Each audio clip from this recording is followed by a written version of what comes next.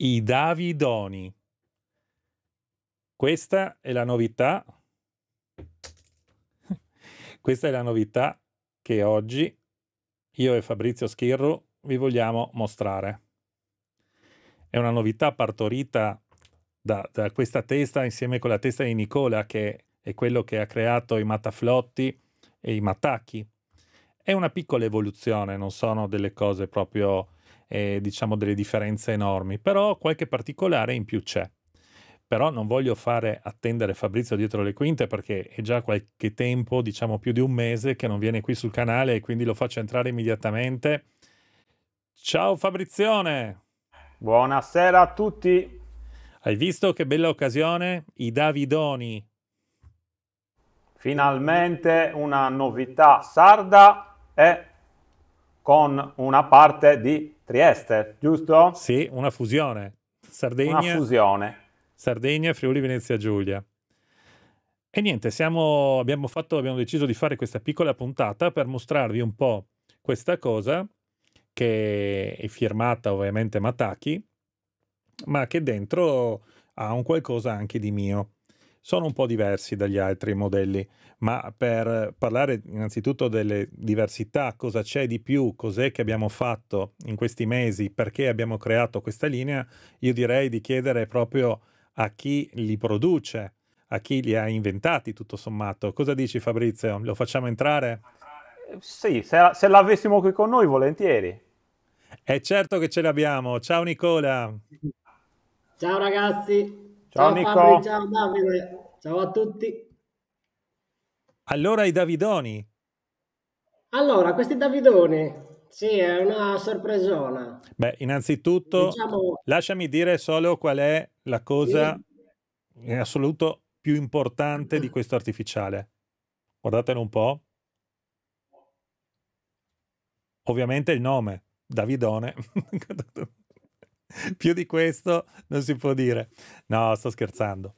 È nato, diciamo, dall'esperienza di Nicola più qualche piccolo suggerimento mio, perché me li sono studiati bene e ho usato tanto i suoi artificiali con ottimi successi, devo dire. Però ho detto, perché non provare a migliorarli ancora un po'? E allora, parlando con lui, parecchio tempo, siamo stati parecchio tempo al telefono, abbiamo deciso di creare questa linea che ha qualche variante rispetto ai Mataflotti. Ma spiegalo tu, Nicola, che sicuramente sai meglio di me spiegare bene questa tecnologia che c'è dietro. perfetto, ci provo. Allora, abbiamo unito le nostre idee su questa linea, ci siamo trovati subito d'accordo perché è una linea un po' particolare. L'abbiamo migliorata cambiando la disposizione degli occhi qua, quindi non sono più nella parte centrale, ma sono nella parte inferiore dell'esca vicino alla coroncina.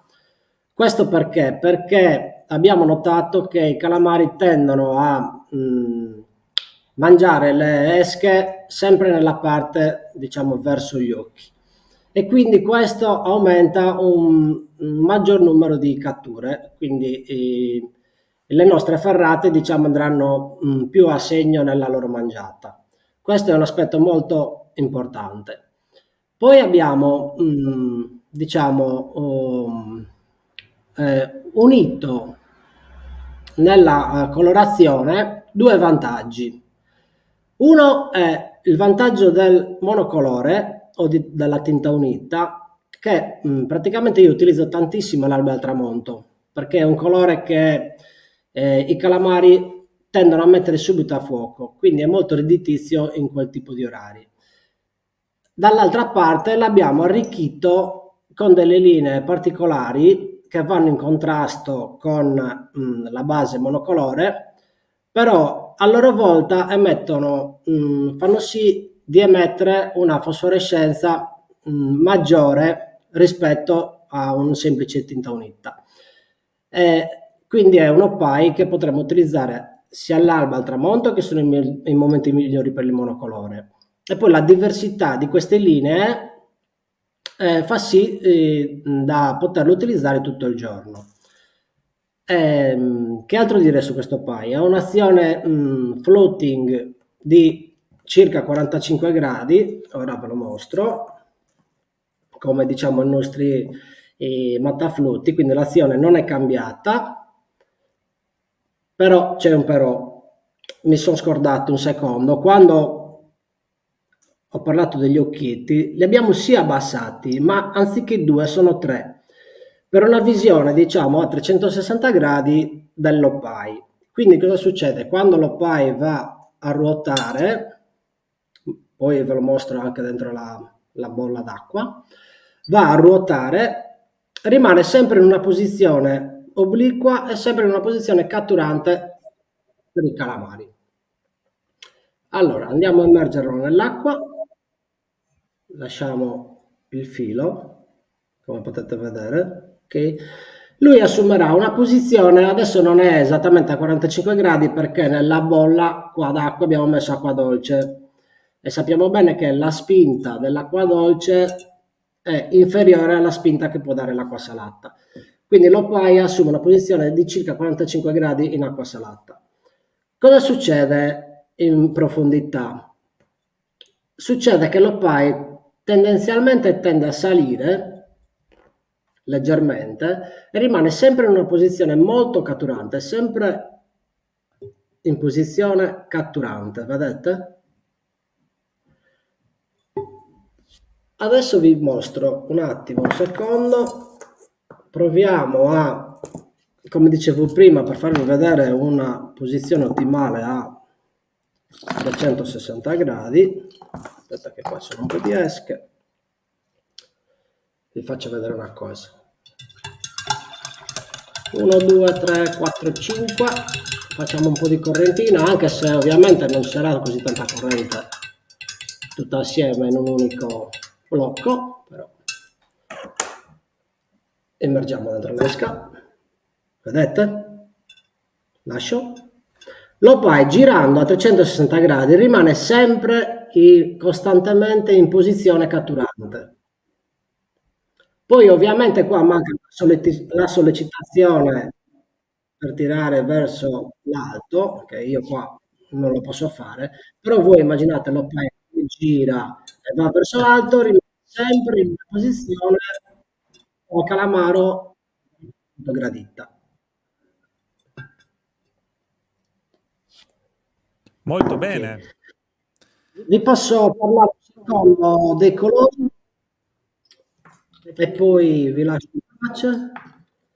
Allora, abbiamo utilizzato 5 colori e vi spiego perché.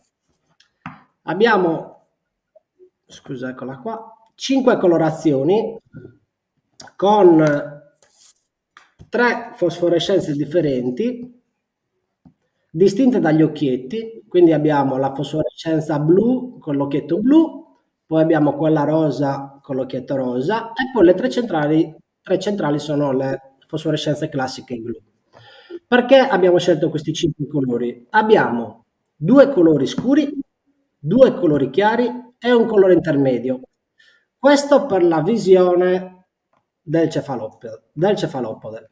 Quindi il bianco ovviamente resterà bianco, perché visto com'è bianco, il nero resterà nero, ma con le linee che noi abbiamo fatto appositamente con i colori selezionati, abbiamo messo un nero e un grigio per far sì che il contrasto dell'esca sia sempre ottimale, sempre sulla linea della loro visualizzazione ottica, se la vogliamo chiamare così, della loro messa a fuoco. Quindi colore chiaro, colore scuro, il giallo è un colore chiaro, ok? Il rosso è un colore chiaro e il giallo è un colore intermedio. E viene visto come diciamo un grigio chiaro chiaro. Poi abbiamo 2 grigi con le sfumature nere e 2 bianchi con le sfumature grigie. Abbiamo fatto un po' i contrasti in base a questo tipo di colorazioni. Non abbiamo messo l'arancione perché abbiamo utilizzato il giallo come colore intermedio. E niente, per ora questo è tutto. Poi se mi viene in mente qualcosa vi dico. Sì, ti chiederemo sicuramente dopo qualcosa anche sulle montature.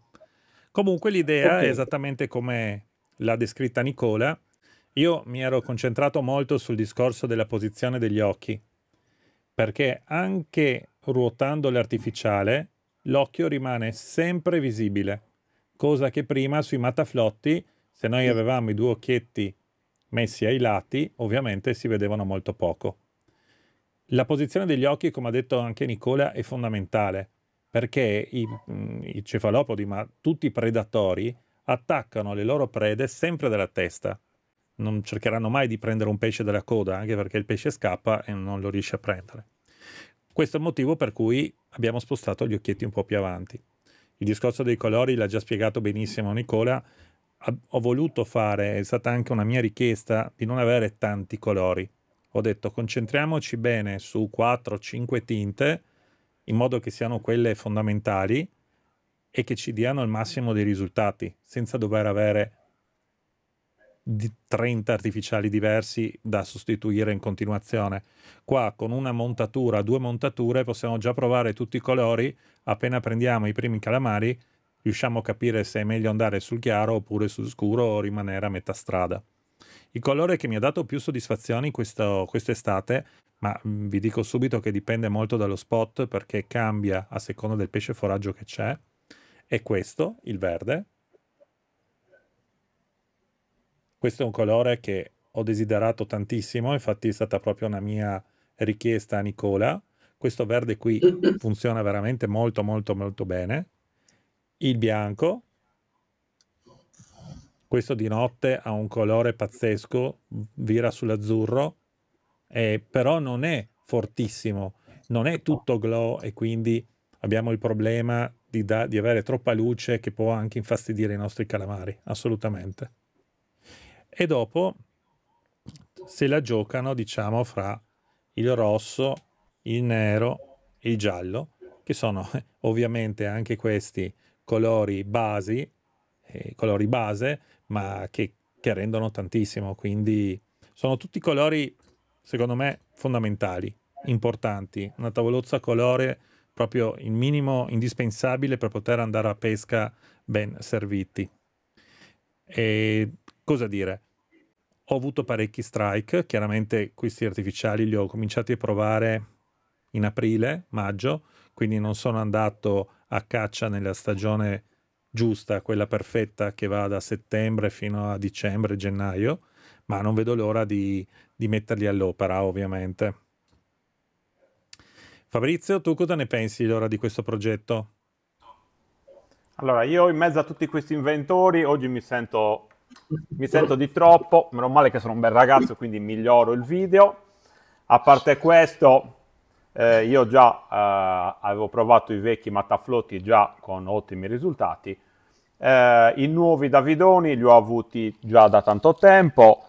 Il mio problema è che in questo periodo a Cagliari ancora i calamari sono veramente pochi, quindi non ho dei numeri importanti da darvi, quindi li ho usati, funzionano, però ancora oggettivamente avendo fatto poche catture non ti so dire quali tra questi 5 colori, perlomeno da noi, quindi parlo del Sud Sardegna, siano più catturanti.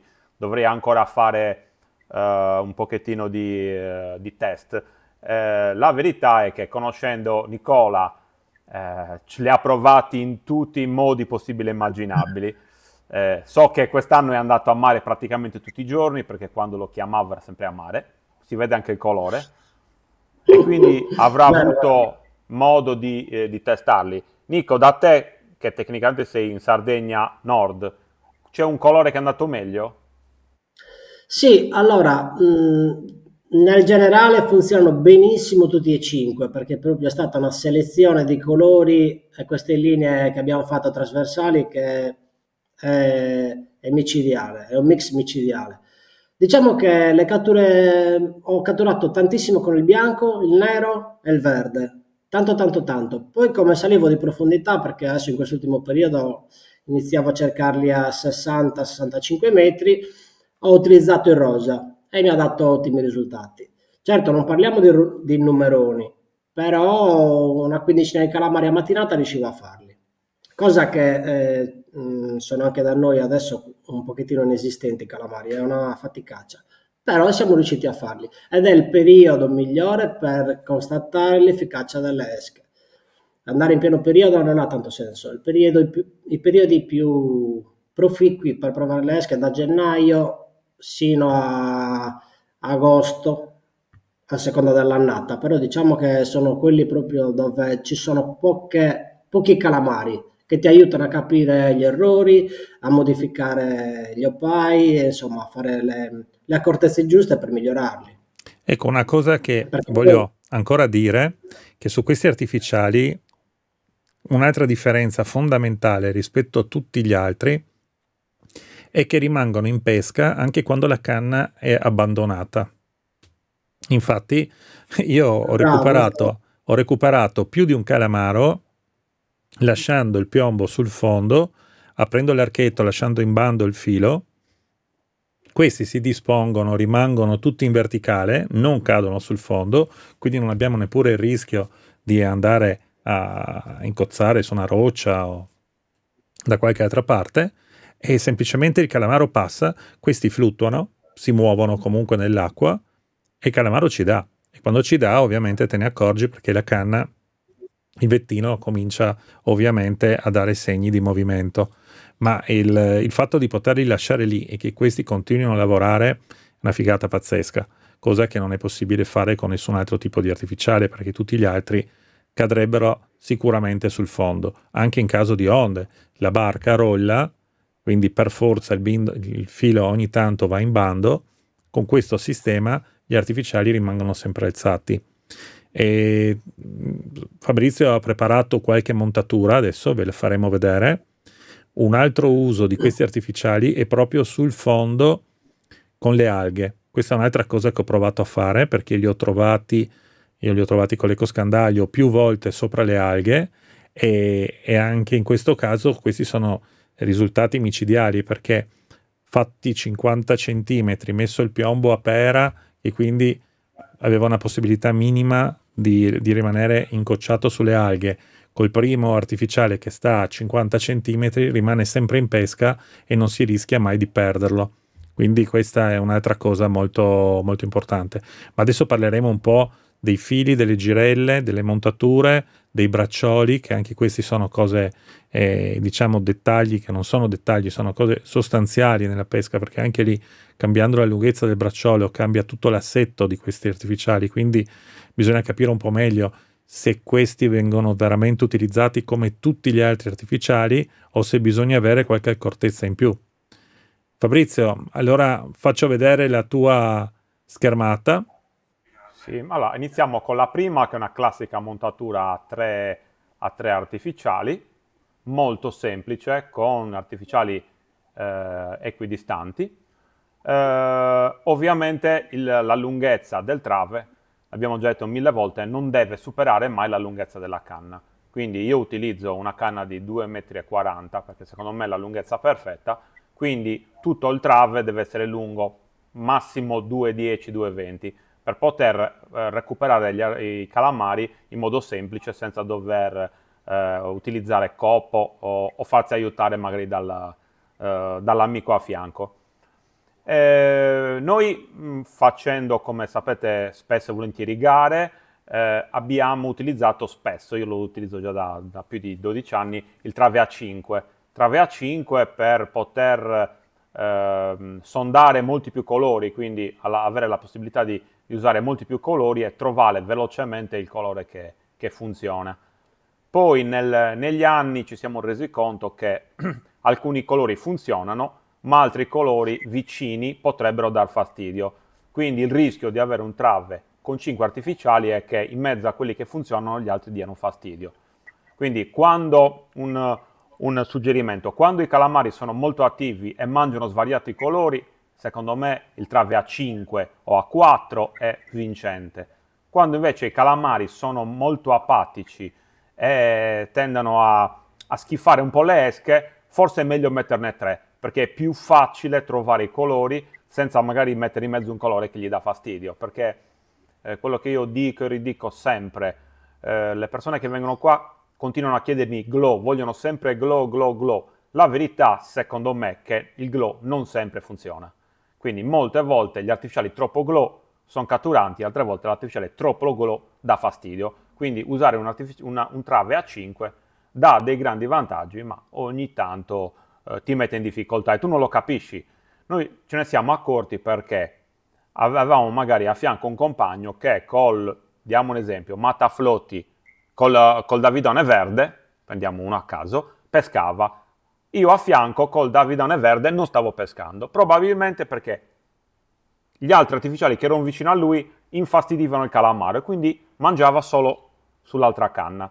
Questa è una cosa che ancora non abbiamo studiato al 100%, è ancora in fase molto di teoria, però ormai siamo quasi sicuri che questa problematica di artificiali che danno fastidio esiste, quindi ed è per questo che io quando compro gli artificiali solitamente compro 3x, 5x, perché quando trovo il colore giusto poi li metto tutti uguali, però questa è già una cosa da persone poco sane, da pescatori malati, perché ovviamente le cifre tendono poi a essere importanti, però quando noi andiamo soprattutto in gara e troviamo il colore giusto, nella nostra cassetta abbiamo gli artificiali dello stesso colore per riempire il trave, che sia a 3 che sia a 5.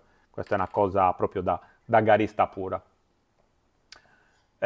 Tu prima hai parlato del trave per le alghe. Allora, la problematica di quando ci sono le alghe è il fatto che sia il piombo, ma soprattutto la prima esca raschia sul fondo e si sporca oppure si arrocca, cosa devastante se peschi con fili molto fini, perché spesso e volentieri vai a perdere tutta l'apparatura. Quindi nel disegno 3 io ho fatto un trave che in questo caso utilizzo 3 artificiali nella parte alta dell'apparatura, quindi li avvicino fra di loro e tengo comunque sempre la mia apparatura della stessa lunghezza.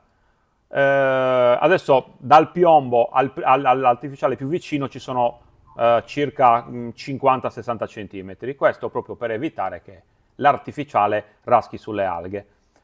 Questo trave lo potremmo fare anche in un altro modo, cioè possiamo utilizzare il primo trave che vi ho fatto vedere, quindi lo standard a 3, e facendogli sotto una prolunga, quindi aggiungendo 40, 50, 60 cm di filo, magari un po' più fine col piombo, in modo tale da non rischiare mai di perdere il trave. Il problema di quando noi facciamo la prolunga, e questo è lo stesso problema che abbiamo quando facciamo il bolentino, è che quando poi recuperi non puoi recuperare tutta l'apparatura in barca, perché ovviamente una parte ti rimarrà fuori, col rischio di perdere gli artificiali. Quindi si può mettere la prolunga con un filo più lungo, con un filo più fine, scusate, però io preferisco sempre utilizzare il disegno 3 dove utilizzo 3 artificiali nella parte alta del trave.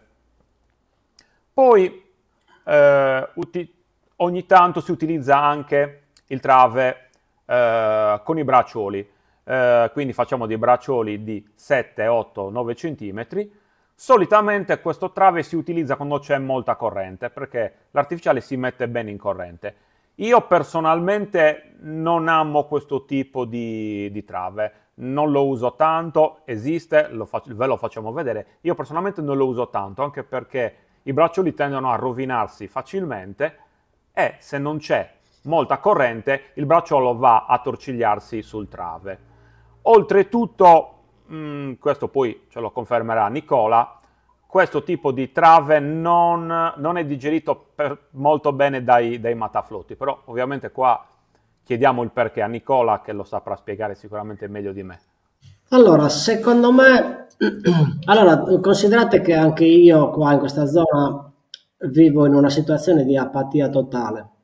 Quindi prendiamo i calamari bene solo nel periodo che entrano bene, quindi da metà settembre, se siamo fortunati, sono fine settembre, ottobre, novembre, dicembre, già iniziano di nuovo a scarseggiare. Secondo me, sono d'accordo con te su alcuni aspetti di queste montature, come la montatura 3, quella delle alghe, quella di cambiare l'esca a seconda del colore, quella delle esche che disturbano le altre, insomma, sono d'accordo con te. Gli unici accorgimenti che aggiungerei tecnici a questo tipo di montatura potrebbe essere quando sono in una situazione di apatia, meno opai mettiamo nella montatura e meglio è.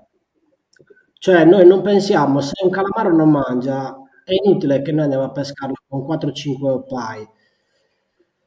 Un calamaro è in apatia, è fermo, è statico, non ha voglia di mangiare. Quindi io metto anche o due opai quando sono veramente apatici che mi accorgo che non mangiano.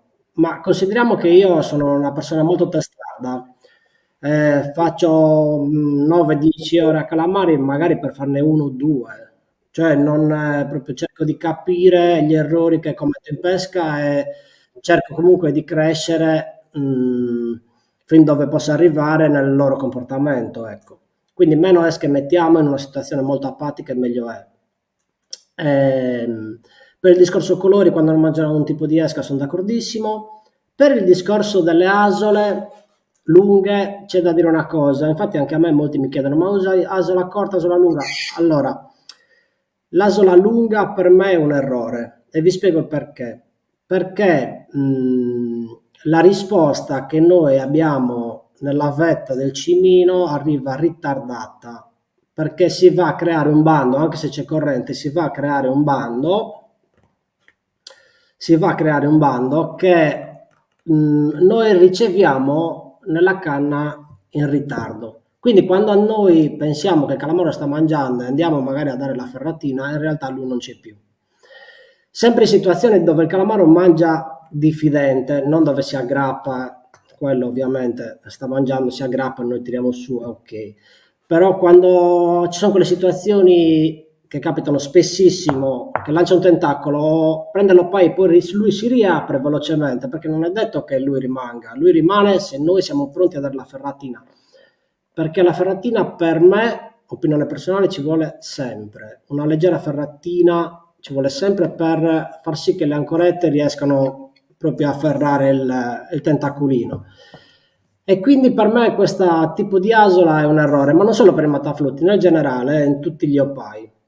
E poi niente, poi un'altra cosa da dire c'è il micro snap, che è sempre un accorgimento molto importante da utilizzare perché la montatura rimane molto pulita, non si appesantisce e l'opai nuota liberamente. Liberamente cosa vuol dire? Che adesso se riesco a farvi vedere, noi vabbè io utilizzo questo tipo di micro snap che è veramente micro e se noi andassimo a levare il micro snap e a fare un dropper loop, l'opai non resentirebbe in alcun modo, cioè rimane sempre nella posizione dei 45 gradi, che in questo caso noi parliamo di mattaflotti. Cosa che non potrebbe succedere se noi andiamo a usare un micro snap da 1,5 cm che va ad appesantire il trave per 4 esche, quindi inizia a essere un'accortezza che va fatta. E oltretutto vi dico anche che 1,5 cm di micro snap dal calamaro potrebbe essere anche visto come un allungamento dell'opai, perché comunque è nero, è grande, è voluminoso e questi per me sono piccoli dettagli che comunque in pesca, andandoci veramente tanto, mi sono accorto che fanno le differenze. Non sono, diciamo, dettagli da sottovalutare.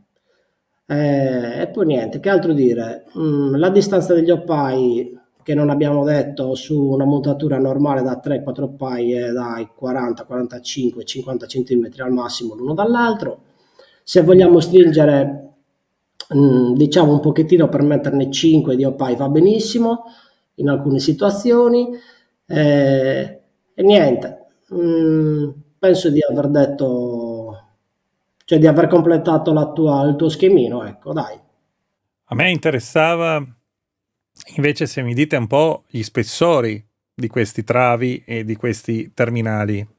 Allora, Davide, qua ovviamente da pescatore a pescatore cambia completamente tutto. Io adesso ho messo un range che va dallo 0,26 allo 0,21.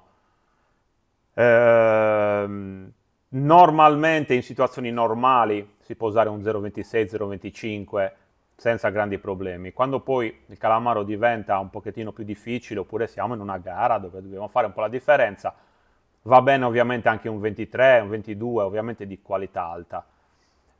Andare sotto questi spessori, io ho sentito gente che va col 18, secondo me ti cambia poco il numero dei calamari, ma ti alza tantissimo il rischio di arroccare e perdere gli artificiali. Questo sicuramente. Quindi io non sono dell'idea di andare finissimi. Non ho mai avuto un grande vantaggio con un 18 rispetto a un 22 e quindi tendo a non scendere mai sotto. È anche vero che poi un trave di 0,18 lo usi un paio d'ore e poi lo devi completamente buttare perché il fluorocarbon tende a fare pieghe e a rovinarsi. Quindi io non sono per fili finissimi, sono per fili fini. Nicola, cosa dici? Sì, sono d'accordissimo, il filo fine si rovina subito, forse riusciamo a fare due pescate, poi non va bene secondo me. Troppo fine, vabbè, oltre che a perdere le esche, boh, io l'ho utilizzato tanto per fare comunque le prove, mi sono fermato sui diametri che dicevi tu, ecco. Quindi più o meno siamo lì. Sì, tante prove, anch'io alla fine, ripeto, non ho mai visto. Nel bolentino, quando scendi di filo, ti accorgi che mangia di più. Nei calamari, ripeto, certo che se è un 30 è un altro discorso, ma già quando hai un 23, un 23 e mezzo di qualità è un filo molto fine.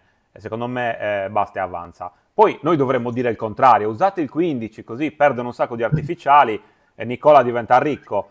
Detto questo, secondo me quando si esagera anche nella pesca poi si passa dalla parte sbagliata, quindi io voto tutta la vita tra il 25 e il 23 fili, ovviamente Sì, di qualità. Guardate, la mia esperienza personale dice che il calamaro non è così sensibile al filo, anzi, io avevo il mio nonno che pescava con 0,70, 0,80 e non è come l'orata che effettivamente se vai sopra un certo diametro già comincia a diventare un problema farla mangiare, o qualsiasi altro tipo di pesce.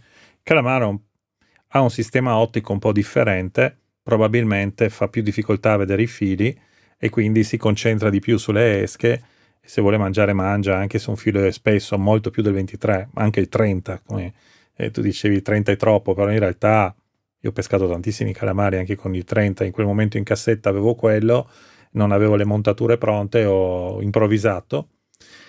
La grande differenza che io trovo nella pesca del calamaro è come se lo va a cercare, cioè una cosa è riuscire a impostare bene l'ecoscandaglio e riuscire a vederlo sullo schermo e quindi, come si usa dire, calarci in testa.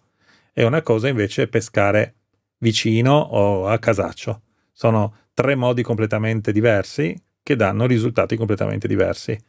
Preferisco pescare con un filo del 0,30 dove so che ci sono i calamari, dove li vedo, piuttosto che con un 0,20 a casaccio, perché sono sicuro che ne prendo di più. Siamo tutti sulla tua linea Sì, e l'ecoscandaglio nella Emanuele. pesca al calamaro è fondamentale. Avere un buon ecoscandaglio, ma soprattutto saperlo utilizzare. Ma diciamo che si parte per quelli che magari hanno degli ecoscandagli un po' più semplici, che sono tantissimi i pescatori che non vanno a investire migliaia di euro sull'ecoscandaglio. Con l'ecoscandaglio più semplice, diciamo, andiamo a calare dove vediamo delle mangianze. Anche se non riusciamo a individuare bene il calamaro, normalmente dove ci sono dei banchi di menole, di boghe, tutti questi pesci qua, normalmente lì ci sono anche i calamari. Quindi cagliamoci sopra e vedrete che normalmente qualcosa viene fuori. Chiaramente se abbiamo una macchina un po' più performante dove possiamo regolare un clutter, dove abbiamo uno shift, uno spostamento, mettiamo bene in evidenza tutta la parte vicino al fondo, diventa più semplice sicuramente, però mi rendo anche conto che non è per tutti. Poi, ancora un'altra cosa, sono due gli aspetti che bisogna andare a valutare sull'ecoscandaglio. Il primo, riuscire a riconoscere i target, ma questo è un aspetto. L'altro aspetto è riuscire a trovare gli spot di pesca. Se io vado a pescare in una zona che non conosco, i calamari, non vado a casaccio a cercarli. Vado prima a cercare delle pietre, dei cambi di fondale, cioè qualcosa che mi possa creare delle mangianze. E dopo lì mi concentro nella ricerca del calamaro. E se io dovessi venire a fare la gara, spero di riuscire a venire, io vorrei andare a pesca il giorno prima, ma non per provare i colori o le correnti. No, io il giorno prima, se vengo solo per fare un'analisi del fondo.